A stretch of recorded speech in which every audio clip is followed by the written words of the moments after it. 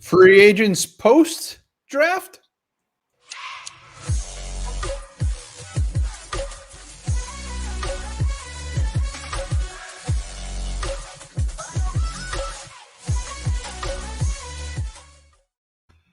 All right, welcome back to the Onebar and Lupagus show. I'm Onebar with Lupagus, and while it appears that the Vikings are done signing free agents until after the draft, damn it, there's still some good ones out there. We're going to talk about some potential new Minnesota Vikings. Hell yeah. Before we get into that, be sure to send us your vids of you making the pick at 12. Be as creative as possible because there is some swag in the deal here. Send us your prediction videos. And come on, guys, we've got some good ones. And the bar is up here, so let's hit that mark. Yeah, we got a couple more today. So ideally, we're going to get like 10 to 15 of these things. So send them in to onebarlupagus@gmail.com. Let's talk free agents. Like I said, there's still some good ones out there. So we're just going to throw a little at the wall, see who sticks. Yeah, a few guys I'm surprised still have not yet found teams. Others, not so shocking. Yeah, there's a lot of former Vikings are still out there, which probably doesn't bode well for our squad last year. But who do you got? Let's start off. Well, I mean, we had a great segue there. You said a former Viking. I believe you have a former Viking on your list. Why don't we start right there? I do. I've kind of talked about him all off season, hoping at some point he would come back, and maybe there's still a chance. And it's Sheldon Richardson. He's getting a little old, but damn it, he can still play. I love him in a 3-4, putting him out at end with these guys that we have. Even if he's just rotational, he can play multiple spots. Bring him back. Yeah, I think he was a Zimmer guy probably, but damn it, he fits this defense too good, and he's still got some left in him. He does. He still got some juice in the old tank. And another guy, same position. I'm looking at Keem Hicks formerly of the Bears. Still is not yet signed with the team. Still surprised to see that. Again, you talked about Sheldon Richardson. Same goes for Keem Hicks. Still playing at a high level. Can play and in a 3-4. Can play inside in the 4-3. We saw what he did to the Vikings offensive line, and that's not saying a whole hell of a lot, but he just took over games against us, was unstoppable. I still think he has a few of those games left in him, probably a little fewer and farther in between than they used to be, but it's definitely a player who can still produce. And if the Vikings don't find that guy in the draft, Keem Hicks, they've already been rumors that they've been in contact with his people. So definitely possibly something that could still happen. Yeah, Vikings miss out on some defensive linemen. Woo-wee. They could be all over some of these guys. Someone that I hope they're all over is Cam freaking Fleming, the journeyman offensive lineman. And this is why I bring this up is offensive tackle really probably isn't getting enough talk as it should as far as adding depth. When you look at the depth right now, we're one play away from having Blake Brandel or Timon Paris be our tackle.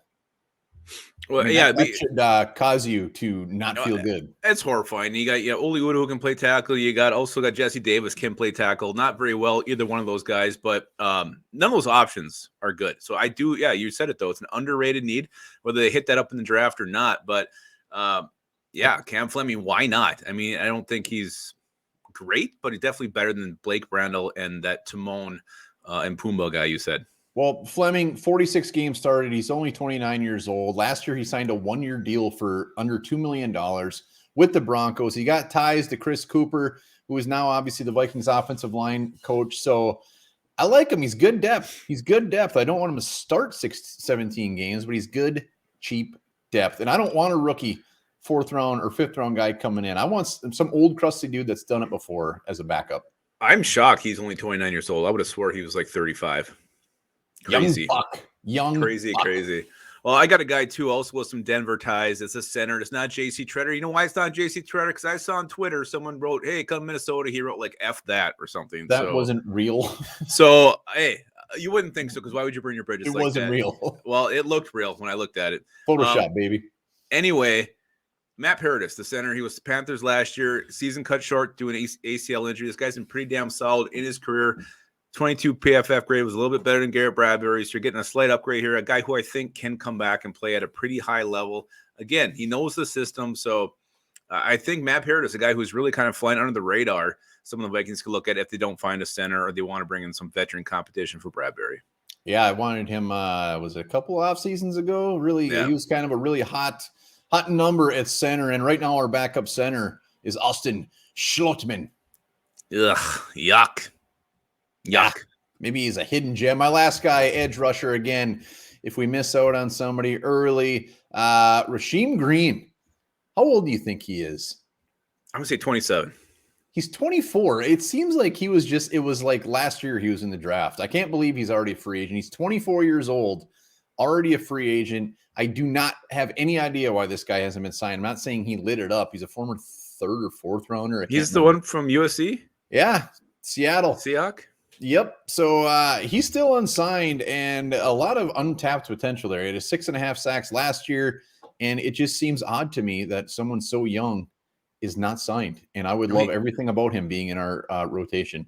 And he's right what Kwesi's been looking for. These young players who are coming off a rookie contract, maybe haven't quite hit, the levels expected of them. So he fits that mold with the players he's been signing. So yeah, that would be good. I'd be absolutely ecstatic about Green. I would not be super ecstatic about this guy, but if we can't land a cornerback in the draft who can come in and start, or at least, be a third option, there's a savvy old veteran sitting out there just waiting to be had. He could probably play behind Cam Dantzler. It's Joe Aiden. He started 11 games last year with 38 tackles. I think he graded out in the high 60s. So not the Joe Hayden that we saw even 3-4 years ago. Definitely not the Joe Hayden of 10 years ago. Whatever the hell, he's been in the league forever, it seems like. But still a guy you can bring in, have a veteran presence there. I think they'd probably still start Cam Dantzler, but at least you got a guy who can play on the outside if Dantzler goes down or sucks. Just imagine like 7 years ago thinking that we'd have Patrick Peterson and Joe Hayden.